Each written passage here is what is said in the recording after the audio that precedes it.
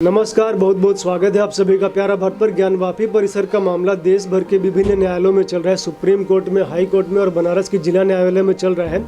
कल 11 नवंबर को उसकी सुनवाई थी। इन तीनों न्यायालयों में क्या कुछ हुआ जानेंगे सोहन लाल आर्य जी से, जो कि हिंदू पक्ष के सभी मामलों में पैरोकार हैं। सर, बहुत बहुत स्वागत है आपका।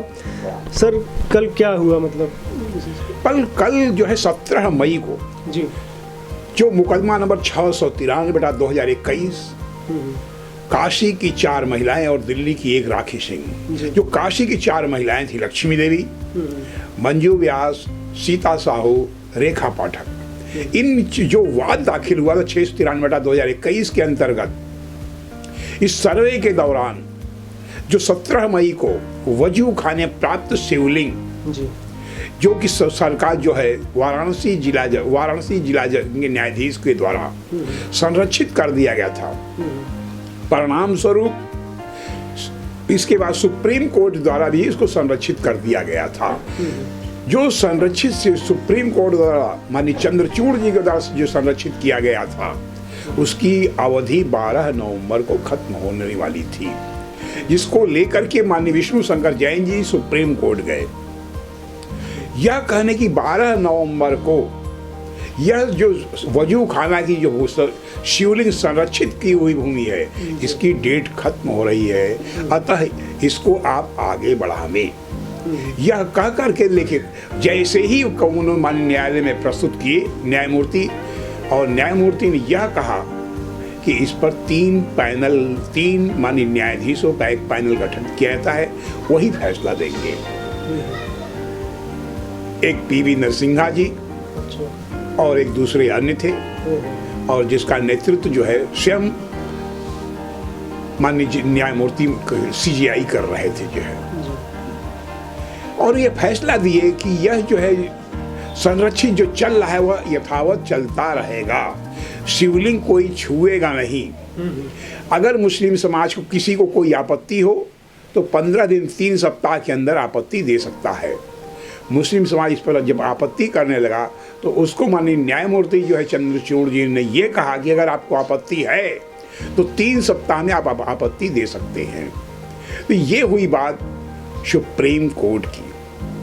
जब हाई कोर्ट में आते हैं, हाई कोर्ट में जो है सारी बातें स्पष्ट हैं कि वहाँ पर जो है कार्बन डेटिंग का जो प्रकरण चल रहा है, कार्बन डेटिंग और अन्य वैज्ञानिक प्रणाली के माध्यम से शिवलिंग का आयु निर्धारण की प्रक्रिया की चल रही है, जिस पर माननीय न्यायालय ने जो है एक बहुत ही अच्छा फैसला हिंदू पक्ष में देते हुए ये कहे कि एएसआई को जो है बुलाया गया, एएसआई के बुला करके जो है, और यहाँ तक कि एएसआई के भारत सरकार के जो एएसआई हैं, उन्होंने कहा कि शिवलिंग को बिना छुए, बिना तोड़ फोड़ किए उसका आयु निर्धारण किया जा सकता है। तो जब एएसआई को बुलाया गया तो उसका डेट जो है 21 नवंबर जो है 28 नवंबर डेट दे दिया गया है। स्पष्ट है कि यह कार्बन डेटिंग वास्तव में बहुत ही जो है हिंदू समाज के लिए बहुत ही महत्वपूर्ण और एक टर्निंग पॉइंट होगा। 28 नवंबर को क्या डेट दिए हैं? 28 नवंबर को है कि एएसआई, तब तक सारे एएसआई अपने अपनी प्रक्रिया किस तरह जो है सर्वे करेंगे, बिना चोट पहुंचाए, बिना क्षति पहुंचाए, सारे एएसआई के अधिकारी वहां पर जो है माननीय न्यायालय में प्रस्तुत होकर के वह अपनी विधि बताएंगे कि हम कैसे कैसे देंगे। उसके पूर्व 28 नवंबर के पूर्व ही माननीय हाई कोर्ट में प्रस्तुत दे देंगे। सुनवाई 28 को है ना? सुनवाई 28 को, लेकिन एएसआई को पहले कहा गया है। पहले दे देंगे। हाँ, एएसआई को 28 के पहले वहाँ अपना विधि किन जो है आधुनिकतम विधियों के माध्यम से, कार्बन डेटिंग के माध्यम से, या रडार सिस्टम के माध्यम से, या जापानी तकनीक के माध्यम से, या जो अयोध्या में तकनीक थी, किन माध्यमों से बिना शिवलिंग को छुए, बिना क्षति पहुँचाए, बिना हिंदू जन भावनाओं को आहत किए, यह 28 के पूर्व एएसआई वहां निर्णय दे देंगे कि कौन सी तकनीक के माध्यम से उसकी जांच करेंगे। और उसके बाद आते हैं जिला जज के यहाँ। जिला जज के 82 ग के अंतर्गत वहाँ एक याचिका दाखिल की गई है। वह याचिका का तात्पर्य 82 ग का तात्पर्य होता है कि बचे हुए जो है तहखाने, अच्छा। मुस्लिम तहखाना हो, हिंदू तहखाना हो, और तो और उसमें वह जो है सामने जो पश्चिमी दीवार है, जो 18 अगस्त 1669 में औरंगजेब के फतवे के अनुसार, आर्डर के अनुसार हमारा ध्वंस आराध्य स्थल तोड़ा गया था, और उसके मुख्य मार्ग को पश्चिमी दीवार जो है मुख्य द्वार हुआ करता था, उसको बंद कर दिया गया था, और मंदिर हमारे ध्वंस आराध्य स्थल को ध्वंस कर दिया गया था, उसका रास्ता बंद कर दिया गया था। सारे के सारे खंडहर हमारे जो है आराध्य स्थल हो गए थे, उसकी प्रतिमाएं खंडित हो गई थी, हाथी के जो है सूंड है उसके और सब खंडित हो गए। लगभग 35 फीट लंबा, 15 फीट चौड़ा, और यह मलबा जो गिरा हुआ है, इन सब का जो है इसकी जांच के लिए ये 82 ग के अंतर्गत आता है। और जितने भी तहखाने हैं मुस्लिम तहखाने, उनको खोल करके उसकी जांच के लिए हम लोग याचिका दायर किए हैं। इसके तहत सुनवाई है, और मुस्लिम समाज इसमें भी आपत्ति कर रहा है। अच्छा। हाँ, कि इस सुनवाई न हो। सुप्रीम कोर्ट में क्या आपत्ति ये लोग कर रहे थे, जो सीज करने का जो ऑर्डर था उसको आगे बढ़ाया गया, तो ये लोग क्या चाह रहे हैं कि सीज ना हो? मुस्लिम समाज वहाँ पे जो है अपनी बात रखा, यह नहीं कि मुस्लिम समाज को रखनी। जैसे पहले मुस्लिम समाज ये कहता था, अचानक कहा था कि बिना हमारी बात सुने ही वहाँ सुप्रीम कोर्ट ने संरक्षित कर दिया, जो गलत है। उस समय माननीय चंद्रचूड़ जी ही थे, और इस समय माननीय न्यायाधिपति हुए, तब उन्होंने जो है एक पैनल गठित किया जो है ना।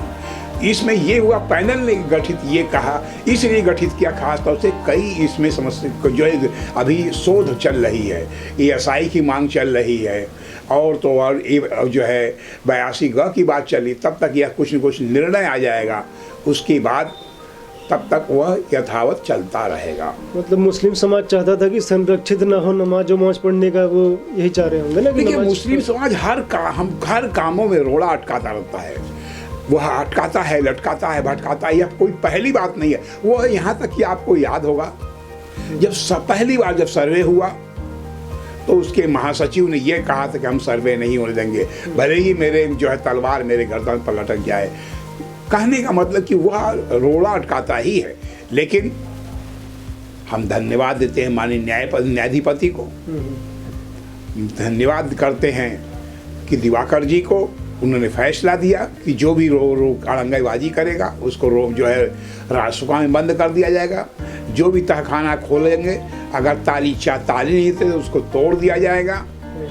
अगर तहखाना सर्वे होने के बाद फिर पुनः नया ताला लगा करके उसको बंद कर दिया जाए। कहने का तात्पर्य है कि मुस्लिम समाज इस प्रकार का कठोरतम फैसला आने के बाद, निर्णय आने के बाद, मुस्लिम समाज जो है वहाँ पर रुक सा जाता है।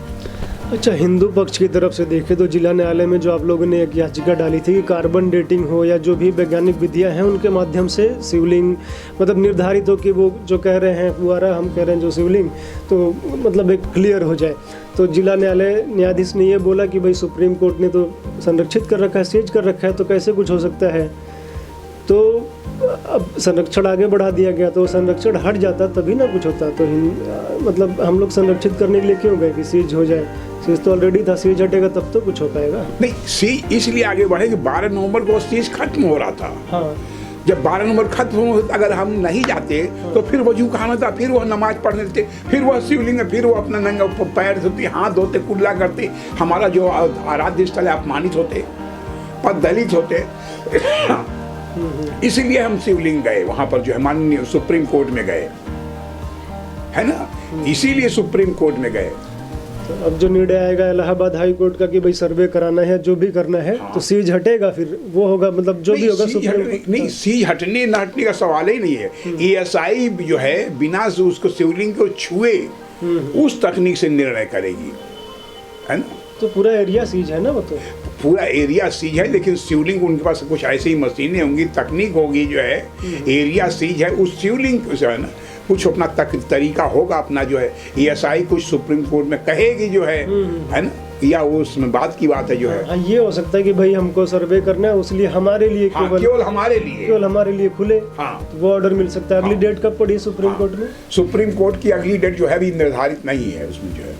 6 दिसंबर का कुछ है क्या? 6 दिसंबर 5 दिसंबर है वाराणसी जिला जज के यहाँ है, वाराणसी जिला जज के यहाँ है। अच्छा। और 21 जो है 28 नवंबर जो है हाई कोर्ट हाई में कोर्ट का है। और जो सुप्रीम कोर्ट में कोई डेट नहीं। सुप्रीम कोर्ट भी तो 3 हफ्ते का समय दिया है कि आप तब तक 3 हफ्ता मुस्लिम समाज को दिया कि जिनको आपत्ति हो वह अपना आपत्ति दे सकते हैं।